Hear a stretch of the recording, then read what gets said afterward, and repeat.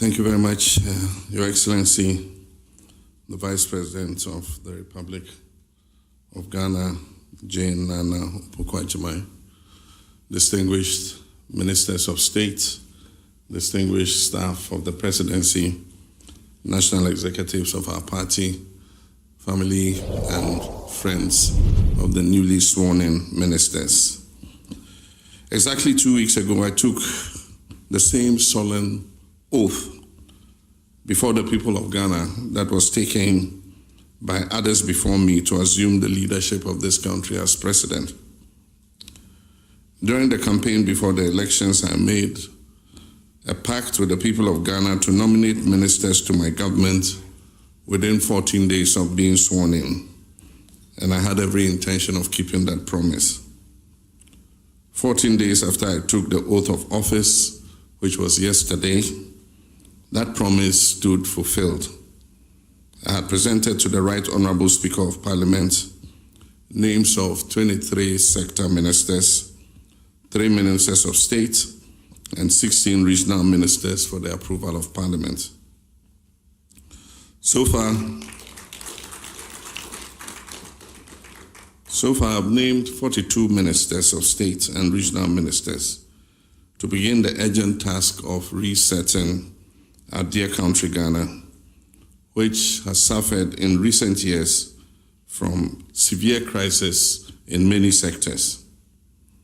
As the ministers are approved by Parliament and as they are sworn in, I'll proceed to name deputy ministers for some of the ministries, which will bring the total ministers to 60, as I promised the people of Ghana.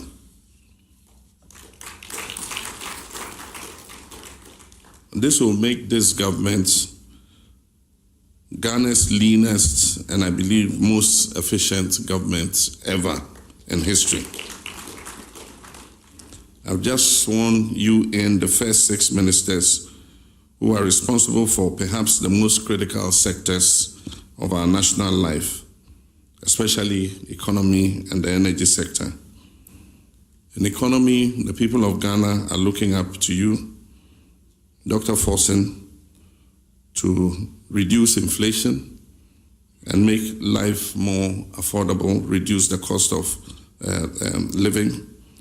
They're looking up to you to bring our debt level to bring our national debt to sustainable levels.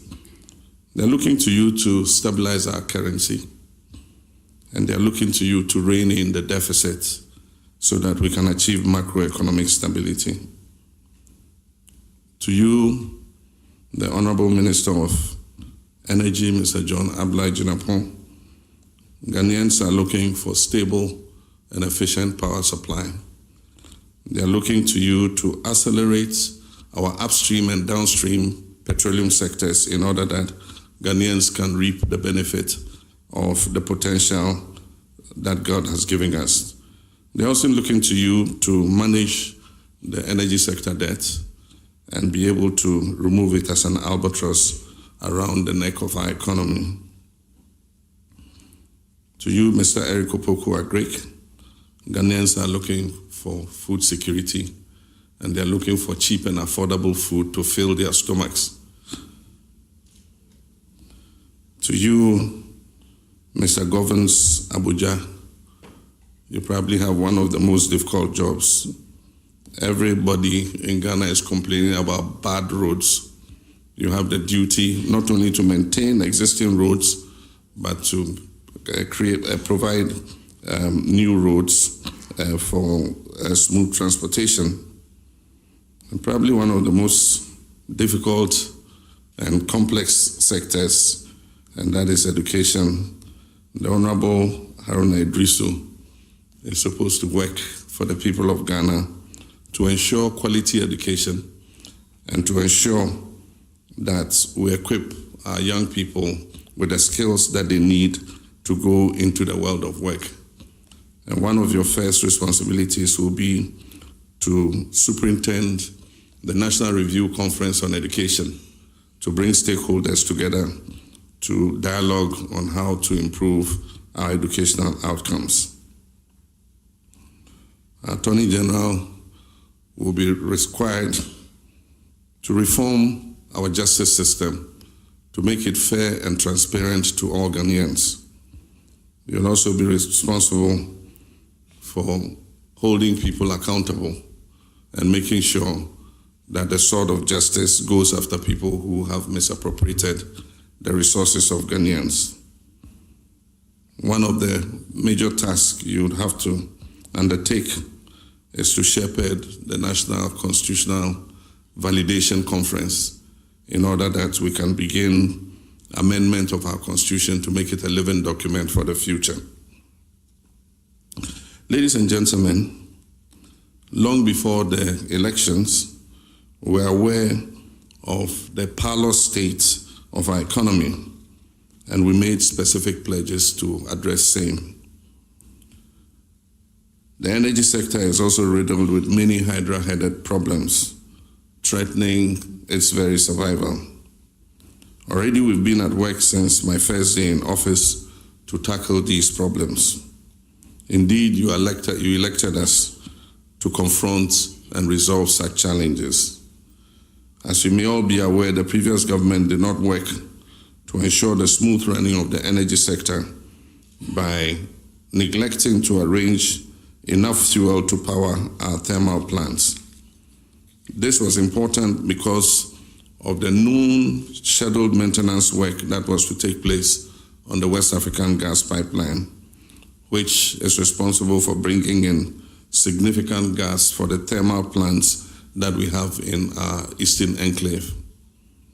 Through determined efforts, I can report that we have now averted the looming threat of power outages.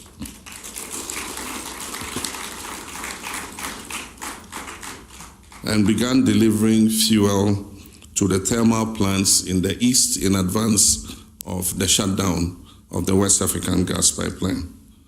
And Honorable Jinapo, I want to congratulate you for working very hard.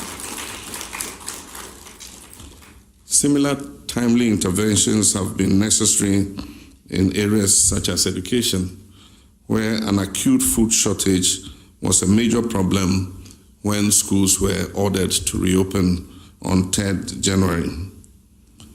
We have put in short-term measures to ensure that our children have adequate food so that they can go ahead with their learning. These are short-term measures and will help to keep our children in school, even as we strategize on streamlining the supply of food to schools and pay off arrears that are owed to schools, some dating from as far back as 2021. Over the weekend, I announced that a committee of eminent legal and governance experts would lead the process for a comprehensive review of the 1992 Constitution, taking into account the work that was done by previous committees. This will ensure that we refine our Constitution to meet the current exigencies and stand the test of time to meet present and future needs. I believe that this effort will be supported by the majority of Ghanaians who yearn for a constitution that is responsive to our modern world. While we were all aware of the country's parlous economic state before the elections, it is important in the spirit of openness and transparency to inform the people of Ghana about the true state of affairs as we inherited it. Therefore, I encourage the ministers, as you assume office, to tell the nation about the state of affairs in your sectors, even while you work tirelessly to lift us out of the current situation. On the part of the Attorney General, as I said, you will be expected to spearhead the much-needed reforms in our judicial system to make it more accessible and beneficial to all, irrespective of their backgrounds. The people of Ghana are desirous of a system that guarantees equal justice for all and nothing more or nothing less. It is quite clear that so much needs to be done in so short a time, and I assure the people of Ghana that this government will rise to the challenge and will reset our country. As I pointed out during my inaugural speech, Ghanaians have, through their votes, declared their intention to demand the highest standards of governance, and we cannot afford to fail them. This naturally puts a burden of responsibility on us, which we must prove equal to. Ghanaians have shown that the days of tolerance for disrespectful gaslighting by government officials are well and truly over. They will take firm action as they deem fit to punish any administration that takes them for granted. I therefore charge you to serve in humility and candor, always remembering that we serve at the pleasure of the Ghanaian people, and that the authority we exercise emanates from them. We must exhibit tolerance for their views and work to meet their aspirations. This government will not tolerate arrogance or disrespect for the people who elected us into office.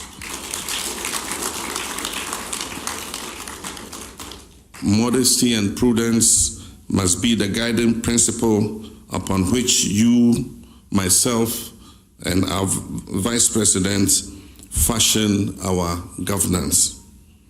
The people of Ghana will hold us accountable for the trust that they have placed in our hands.